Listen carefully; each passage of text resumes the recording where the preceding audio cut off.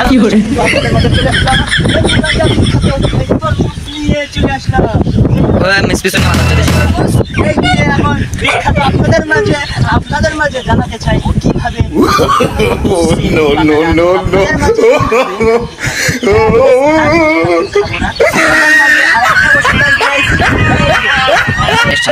Hello guys কি করে? এবার চলে আসলাম আঙ্গুর নিয়ে বিখ্যাত আঙ্গুর এই আঙ্গুর সুস্বাদু স্বাদ আর এই যে no no no no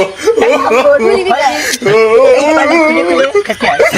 আর এই আঙ্গুর নিয়ে খেতে হয়। এই আঙ্গুর খেতে বিখ্যাত হয়ে যায়।